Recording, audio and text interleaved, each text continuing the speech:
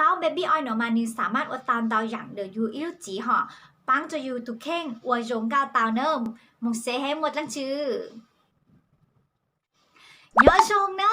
cho các luôn chứ cú lợi nạ chế bài clip nó bị lu hạt chu ta ít tao baby oil mì lên nó bên nó yao bốc mô ta baby oil là do ví dụ yao lấy cho nó ví dụ yao lấy cho nó tao baby oil nó mà nín สามารถอดตามตาวอย่างเดียวอยู่อิ้วจีห่อปังจะอยู่ทุกเข่งอวยจงก้าวตาวเนิ่มมึงเซให้หมดลังชื่อขอที่อีbaby oil นี่อย่าปั้งก็จะอยู่เลยเติงก็ชุ่มชื้นห่อแล้วย้อนตู้นอห่ออยู่ว่าว่าจะไปจ่อหนาเจ๊แล้วย้อนจ่อมีตู้มียัวตะเต้าเปลเนอร์แต่ไม่สามารถมึงอยู่ว่า baby oil เลยหนัวอย่าไม่ตั้งใกล้ตังแต่แล้วอีหยอหยดจะหูเดอฝ่ามือห่อแต่จะรู้ถูที่ชอบเจอเช็ดตัวเนอะแอมว่าเบบี้ออยจะหลุดถูเนอะอยู่เต้พลูเตาปุ๋ยตาเบบี้ออยนี่อ่อนโยนแอสามารถซื้อเตาเนอะจะมีหน่วยยาว5 จอไปจอหนาเจเตาเนอะจะกว่าไปเลยผิวมั่วความชุ่มชื้นนะหรือปั้งกับเก็บความชุ่มชื้นจะอยู่เลยผิวจะกว่าเนียนนุ่มห่อขอที่อ้อเลยเนอะเบบี้ออยนี่ปั้งเช็คเครื่องสำอางเตาเนอะเบบี้ออยกูยออีกจะผลิตภัณฑ์คือจิชัวกี่มาจังห่ออยู่สามารถจะรูดเช็ดเครื่องสำอางเตาเนยอยู่เมื่อเล่าหูจุดไหลสำลีจะรูดเช็ดเครื่องสำอางเตา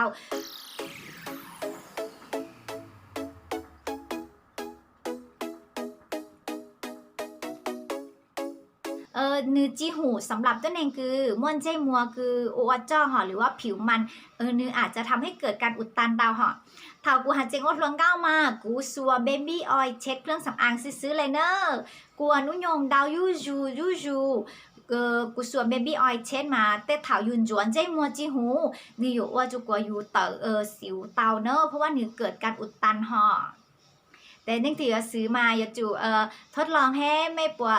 แพ้ระยอปวดเกิดการอุดตันเนาะเลยขอที่ไปเลยเบบี้ออยล์นี่ปังจะก็อยู่ในปลาเฮาจนเราฮะจีซอกขวห่อแต่ก็เลงกูมั่วปัญหาผิวแห้งผิวไม่ใช่ปัญหาปลาเฮาแตกปลายเนอะปลาเฮาเติบปั้งห่อแต่ไม่สามารถมั่วเบบี้ออยล์แล้วจนเดือดเชเตอินหยดห่อแต่มั่วถูแต่อยู่มั่วว่าอยู่ในปลาเฮาเลยเนาะวันใดอยู่มองกลางเล็ก9 นาทีจู9 นาทีชัวนู้นเหนือปังจุกอยู่เลยปลาเฮานุ่มลื่นห้างเงางามเนอะขอที่เปล่าเลยเบบี้ออยเหนือปังฟื้นฟูอยู่จอดเติงก้าคือเติบเปลแหงเตาแต่ก็เลงกุ้มว่าเติงก้าเติบเปลหอจิฮาซื้อเตอหรือว่าส้นเท้าหอระยอเต้ศอกเต้หัวเข่าเนอะไม่สามารถเล้าเบบี้ออยจะหลุดทานเดอส้นเท้าแตกเดอซื้อเตอห่อระยอนเดอเต้สอจุกว่าอยู่เลยผิวชุ่มชื้นจีซอกขวแหงเนอะยอเต้เลงผิวขนอแห้งห่อแต่นี่ยปู่ไว้ขอจะเลิแต่เติบเปลแต่อยู่สามารถม้วนเบบี้ออยจะหลุดทาไลจุกว่าจงเนอะขอที่จื้อเลยเบบี้ออยสามารถจะหลุดสครับผิวเตาเนอะข้อหนัวมาอยู่ม้วนเบบี้ออยจะหลุดเล้าเซอร์จอเจ๊คือสำหรับสครับผิวห่อเนอะแต่เมื่อเล่าสิเซอร์แต่จะรู้ชวนเดี๋ยวอยู่เช็คเตวันได้อยู่มองกลางใกล้นี่อยู่ปั้งก็จะอยู่เลยเติงก็จอขี้ใครห่อแล้วยอกลัวเก๋าเต๋อมองอยู่เลยเติงก็เนียนนุ่มชุ่มชื้นฮะเปล่งปลั่งเนอะเปล่งปลั่งมองอะไรจ้ะขอที่เจ้าเลยเบบี้ออยเนี่ยปังจะอยู่ไหลดินเจ้าชุ่มชื้นเนอะเล่งตือมัวปัญหา